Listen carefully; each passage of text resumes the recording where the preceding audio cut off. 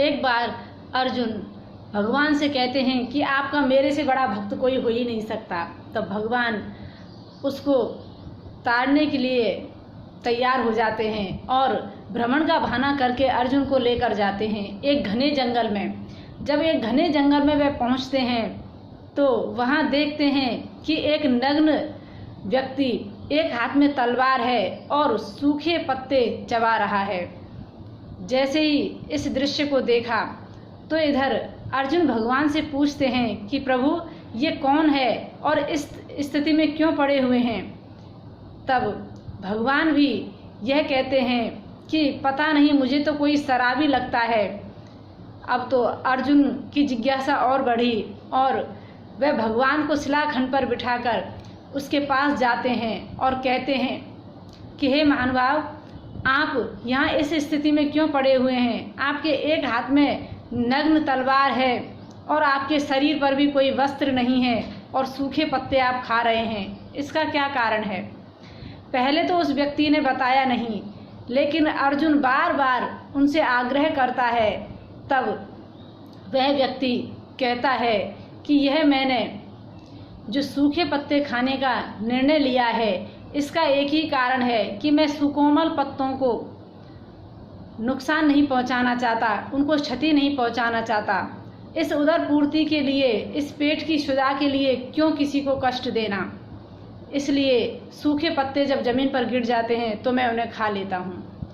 तब अर्जुन कहते हैं कि एक ओर तो आपका इतना अहिंसा भरा व्रत है कि मैं सूखे पत्ते ही खाऊंगा, सुकोमल पत्तियों को नहीं तोड़ूंगा, लेकिन एक ओर आपके हाथ में तलवार है, इसका क्या कारण है?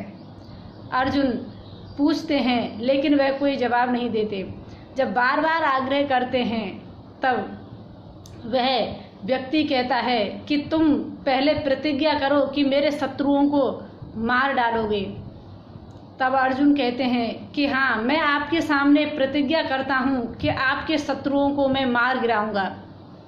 तब वह व्यक्ति कहता है कि यह खड्ग मैंने इसलिए अपने हाथ में ले रखी है कि एक तो वह ब्राह्मण अधम जिसने मेरे प्रभु की छाती में लात मारी थी, अर्थात वक्ष स्थल पर जो प्रहार किया था, उस ब्राह्मण को मैं नहीं छोड़ूंगा। जब भगवान शयन कर रहे थे तो उसने आते ही मेरे प्रभु के वक्ष स्थल पर प्रहार किया, उस ब्राह्मण को मैं मारना चाहता हूँ। आज भी वह चिन्ह प्रभु के वक्ष स्थल पर बना हुआ है। जब भी मैं ध्यान करता हूँ तो वह मुझे दिखता है तो बहुत कष्ट होता है, पीड़ा होती है, इसलिए मैंने ये खड्ग अपने हाथ में ली है।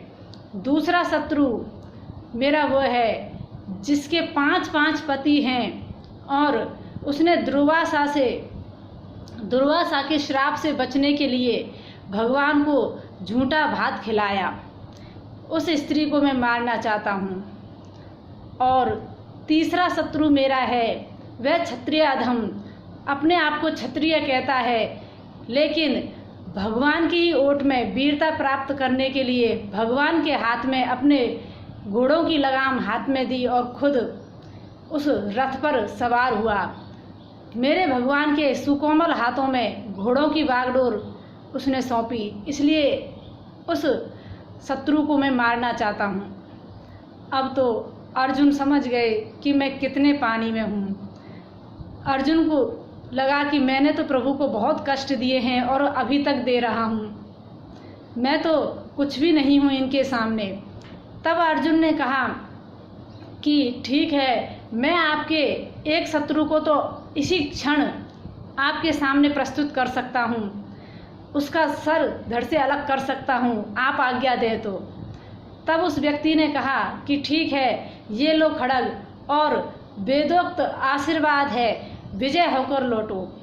तब अर्जुन ने जैसे ही उस व्यक्ति के हाथ से तलवार ली तो वह जो व्यक्ति है भगवान के हृदय में समाहित हो जाते हैं अर्जुन के देखते देखते, और वह लीला वहीं पर समाप्त हो जाती है।